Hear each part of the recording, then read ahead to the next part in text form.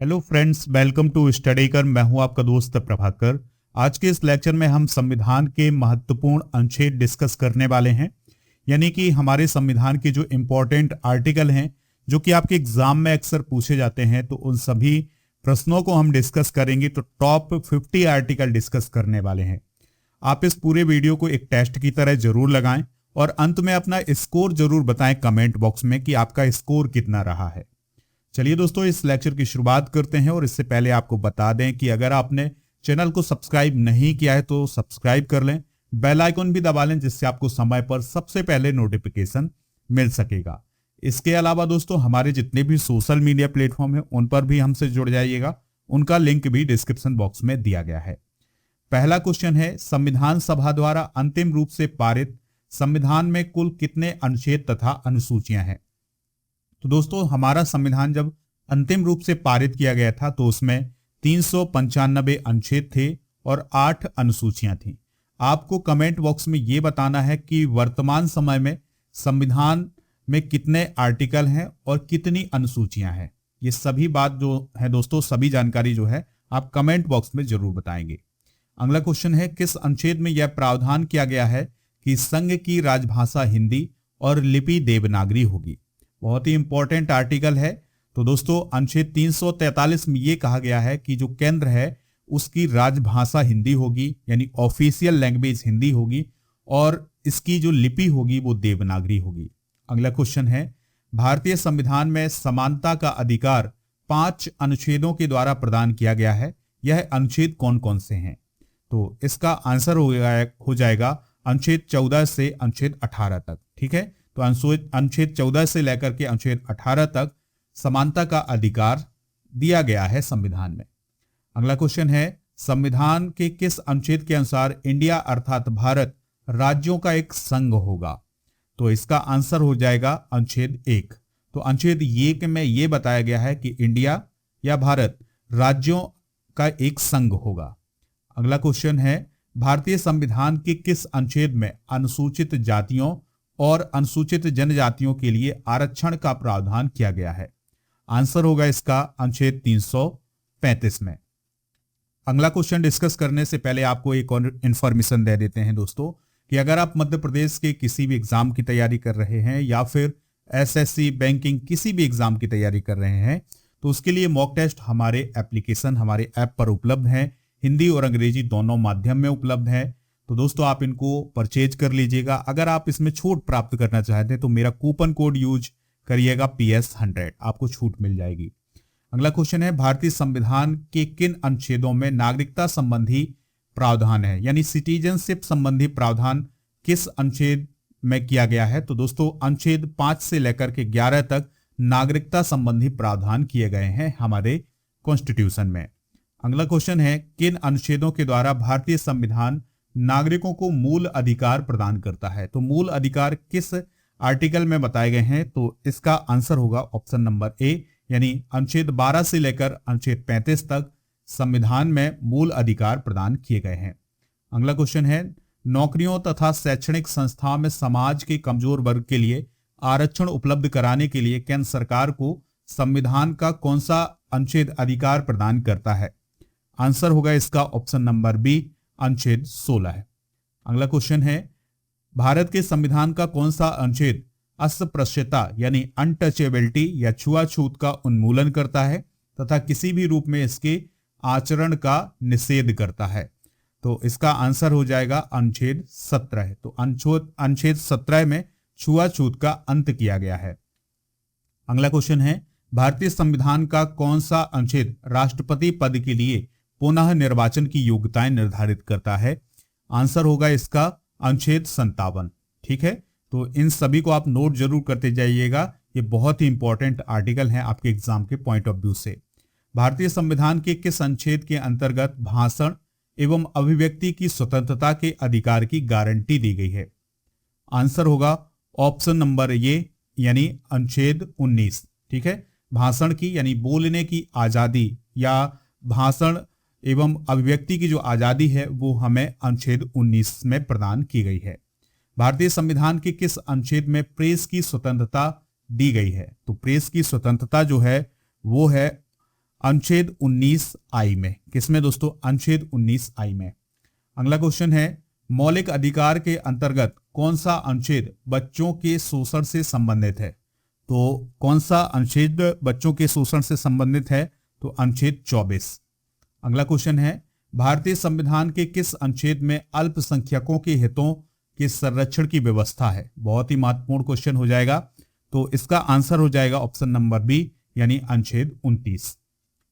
अगला क्वेश्चन है, कौन से अनुच्छेद के अंतर्गत भारत का सर्वोच्च न्यायालय नागरिकों के मौलिक अधिकारों की रक्षा करता है? तो ये क्वेश्चन भी आपसे पूछा जा सकता है कि अगर आपके मौलिक अधिकारों का हनन होता है तो उसकी रक्षा कौन करेगा? तो भारत का सर्वोच्च न्यायालय करेगा। तो किस आर्टिकल के अंतर्गत करेगा? तो इस क्वेश्चन का जो सही आंसर हो जाएगा वो हो जाएगा अनुच्छेद 32। ठीक है, तो ये इंपॉर्टेंट जानकारी है दोस्तों, इसको आप नोट जरूर करिएगा। भारतीय संविधान के किस अनुच्छेदों में राज्य के नीति निर्देशक तत्वों का उल्लेख है? तो वह कौन से आर्टिकल हैं जिसमें नीति निर्देशक तत्व बताए गए हैं? आंसर हो जाएगा इसका ऑप्शन नंबर सी, यानी 36 से 51। तो 36 से 51 तक नीति निर्देशक तत्व बताए गए हैं कॉन्स्टिट्यूशन में। भारतीय संविधान के अंतर्गत कल्याणकारी राज्य की अवधारणा किस अनुच्छेद में वर्णित है? तो कल्याणकारी राज्य की जो अवधारणा है वो किस अनुच्छेद में है? आंसर हो जाएगा इसका अनुच्छेद 39 में। किसमें दोस्तों? अनुच्छेद 39 में। अगला क्वेश्चन है, भारतीय संविधान का कौन सा अनुच्छेद राज्य सरकारों को ग्राम पंचायत के गठन का निर्देश देता है? तो इसका आंसर होगा ऑप्शन नंबर डी, यानी अनुच्छेद 40।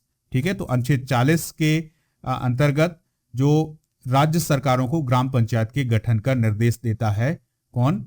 भारतीय संविधान। अगला क्वेश्चन है, 42वें संविधान संशोधन के द्वारा संविधान के किस अनुच्छेद में मौलिक कर्तव्यों को जोड़ा गया है? यानी फंडामेंटल ड्यूटी को किस अनुच्छेद में जोड़ा गया है? तो आंसर हो जाएगा इसका अनुच्छेद 51A। अगला क्वेश्चन है, संविधान के किस अनुच्छेद के आधार पर वित्तीय आपात यानी फाइनेंशियल इमरजेंसी की उद्घोषणा राष्ट्रपति करता है? आंसर होगा इसका ऑप्शन नंबर सी, यानी अनुच्छेद 360। अगला क्वेश्चन है, किस अनुच्छेद के अनुसार संघ की कार्यपालिका शक्ति राष्ट्रपति में निहित होगी जिसका प्रयोग वह स्वयं या अपने अधिकारियों के द्वारा करेगा? तो इसका आंसर हो जाएगा अनुच्छेद 53। क्या हो जाएगा दोस्तों? अनुच्छेद 53। भारत के संविधान के किस अनुच्छेद के अंतर्गत भारत के राष्ट्रपति पर महाभियोग यानी इम्पीचमेंट चलाया जा सकता है? आंसर होगा इसका अनुच्छेद 61 के अनुसार। किसके अनुसार दोस्तों? अनुच्छेद 61 के अनुसार। अगला क्वेश्चन है, संविधान के किस अनुच्छेद में उपराष्ट्रपति पद का प्रावधान किया गया है? तो इसका आंसर हो जाएगा ऑप्शन नंबर सी, यानी अनुच्छेद 63। अगला क्वेश्चन है, संविधान के किस अनुच्छेद के अंतर्गत मंत्रीगण सामूहिक रूप से लोकसभा के प्रति उत्तरदायी हैं? तो इसका आंसर हो जाएगा ऑप्शन नंबर सी, अनुच्छेद 75। अगला क्वेश्चन है, संविधान का कौन सा अनुच्छेद मंत्रिपरिषद के गठन के बारे में आधारभूत नियम निर्धारित करता है? आंसर हो जाएगा अनुच्छेद 75। ठीक है, अगला क्वेश्चन है, भारत के महान्यायवादी की नियुक्ति से संबंधित अनुच्छेद कौन सा है? तो इसका सही आंसर हो जाएगा ऑप्शन नंबर सी, यानी अनुच्छेद 76। अगला क्वेश्चन है, कौन सा अनुच्छेद संसद के 2 अधिवेशनों के बीच 6 माह के अंतराल की अनिवार्यता का उल्लेख करता है? यानी कि किस आर्टिकल में यह बताया गया है कि जो संसद के 2 अधिवेशन होंगे उनके बीच 6 माह का अंतराल होगा? तो इस क्वेश्चन का जो सही आंसर हो जाएगा वो हो जाएगा अनुच्छेद 85। कौन सा अनुच्छेद? अनुच्छेद 85। अगला क्वेश्चन है, राष्ट्रपति संविधान के किस अनुच्छेद के अंतर्गत लोकसभा को भंग कर सकता है? तो आंसर हो जाएगा इसका अनुच्छेद 85। ठीक है, अगला क्वेश्चन है, संविधान के किस अनुच्छेद द्वारा संसद की संयुक्त बैठक का प्रावधान किया गया है? तो संसद की संयुक्त बैठक का प्रावधान किस अनुच्छेद में है? तो आंसर है इसका अनुच्छेद 108 में। अगला क्वेश्चन है, संविधान के किस अनुच्छेद में धन विधेयक की परिभाषा दी गई है? तो इसका सही आंसर हो जाएगा ऑप्शन नंबर सी, अनुच्छेद 110। लोकसभा एवं राज्यसभा के संयुक्त अधिवेशन के विषय में प्रावधान संविधान के किस अनुच्छेद में किया गया है? आंसर हो जाएगा इसका ऑप्शन नंबर बी, अनुच्छेद 108 में। अगला क्वेश्चन है, भारतीय संविधान का कौन सा अनुच्छेद भारत के संचित कोष से संबंधित है? तो भारत के संचित कोष से संबंधित जो आर्टिकल हैं वो हो जाएंगे दोस्तों अनुच्छेद 112 29, अनुच्छेद 146 3, अनुच्छेद 148 6। तो इसका राइट आंसर हो जाएगा उपरोक्त सभी। क्या हो जाएगा? उपरोक्त सभी।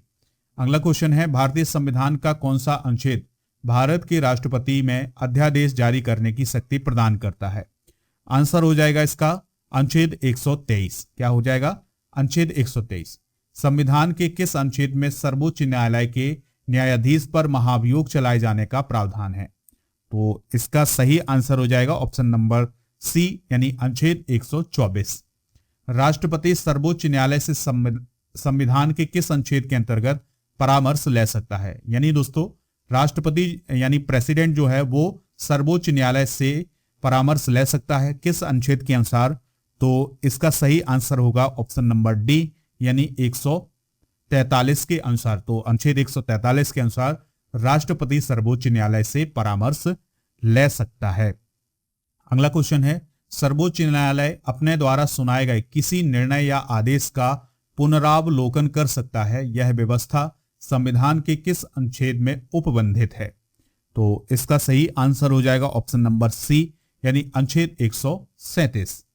अगला क्वेश्चन है, संविधान के किस अनुच्छेद के अंतर्गत नागालैंड राज्य के संबंध में विशेष उपबंधों का प्रावधान किया गया है? आंसर हो जाएगा इसका अनुच्छेद 371 का में, यानी नागालैंड राज्य से संबंधित जो विशेष उपबंध हैं वो अनुच्छेद 371 का में बताए गए हैं। अगला क्वेश्चन है, भारतीय संविधान में सर्वोच्च न्यायालय तथा उच्च न्यायालय को न्यायिक पुनरावलोकन यानी जुडिशियल रिव्यू की शक्ति प्रदान की गई है, इसका आधार कौन सा अनुच्छेद है? तो इस क्वेश्चन का जो सही आंसर हो जाएगा वो हो जाएगा अनुच्छेद 32। अगला क्वेश्चन है, संविधान के किस अनुच्छेद के अंतर्गत अधीनस्थ न्यायालय या जिला न्यायालय का प्रावधान किया गया है? आंसर होगा इसका ऑप्शन नंबर बी, यानी अनुच्छेद 233। अगला क्वेश्चन है, किस अनुच्छेद के तहत अपशिष्ट शक्तियां केंद्र के पास हैं? तो अनुच्छेद 248 के अंतर्गत जो अपशिष्ट शक्तियां हैं वो केंद्र के पास हैं। अगला क्वेश्चन है, संसद को संविधान बनाने का अधिकार किस अनुच्छेद में दिया गया है? आंसर होगा इसका ऑप्शन नंबर बी, अनुच्छेद 368 में। अगला क्वेश्चन है, भारतीय संविधान के अंतर्गत कौन सा अनुच्छेद संसद को राज्य सूची के विषय में संबंध में विधि बनाने की शक्ति प्रदान करता है? तो इसका सही आंसर हो जाएगा अनुच्छेद 249। अगला क्वेश्चन है, भारतीय संविधान का कौन सा अनुच्छेद संसद को अंतर्राष्ट्रीय समझौतों को लागू करने के लिए विधि निर्माण करने की शक्ति प्रदान करता है? आंसर हो जाएगा इसका अनुच्छेद 253। अगला क्वेश्चन है, केंद्र राज्य के प्रशासनिक संबंध भारतीय संविधान के किस अनुच्छेद में वर्णित हैं? आंसर होगा इसका ऑप्शन नंबर ए, अनुच्छेद 256 से 263 तक। अगला क्वेश्चन है, संविधान के किस अनुच्छेद के अंतर्गत केंद्र सरकार राज्य सरकारों को निर्देश दे सकती है? तो इसका आंसर होगा अनुच्छेद 256। अंतरराज्यीय परिषद के गठन का प्रावधान संविधान के किस अनुच्छेद के अंतर्गत किया गया है? तो दोस्तों इसका सही आंसर हो जाएगा ऑप्शन नंबर सी, यानी अनुच्छेद 263। अगला क्वेश्चन है, भारतीय संविधान के किस अनुच्छेद के अंतर्गत वित्त आयोग के गठन का प्रावधान है? तो इसका सही आंसर हो जाएगा ऑप्शन नंबर बी, अनुच्छेद 280। लोक सेवा आयोग यानी यूपीएससी के कार्यों का उल्लेख किस अनुच्छेद के अंतर्गत है? तो इसका सही आंसर हो जाएगा ऑप्शन नंबर ए, अनुच्छेद 320 के अंतर्गत। भारतीय संविधान के किस अनुच्छेद में निर्वाचन आयोग के लिए प्रावधान है? तो इस प्रकार के क्वेश्चन एग्जाम में पूछे जाते हैं, इसको आप नोट करिएगा। ऑप्शन नंबर सी, यानी अनुच्छेद 324 में निर्वाचन आयोग के प्रावधान बताए गए हैं। अगला क्वेश्चन है, संविधान के किस अनुच्छेद के अंतर्गत हिंदी को राजभाषा का दर्जा प्रदान किया गया है? तो हिंदी को राजभाषा का दर्जा प्रदान किया गया है किस अनुच्छेद के अंतर्गत? तो इसका सही आंसर हो जाएगा 343 आई के अंतर्गत। ठीक है, तो दोस्तों ये थे 50 महत्वपूर्ण आर्टिकल जो कि एग्जाम में अक्सर पूछे जाते हैं। आप एप्लीकेशन जरूर डाउनलोड कर लें, वहां पर जो मॉक टेस्ट हैं उसको आप ज्वाइन करिएगा, और अगर आप उसमें छूट प्राप्त करना चाहते हैं तो PS100 आपको कूपन कोड यूज करना है, आपको छूट मिल जाएगी। Daily current affairs, monthly current affairs, ये सभी PDF ऐप पर उपलब्ध हैं, तो ऐप को जरूर डाउनलोड करें। मिलते हैं नेक्स्ट लेक्चर में। जय हिंद, वंदे मातरम।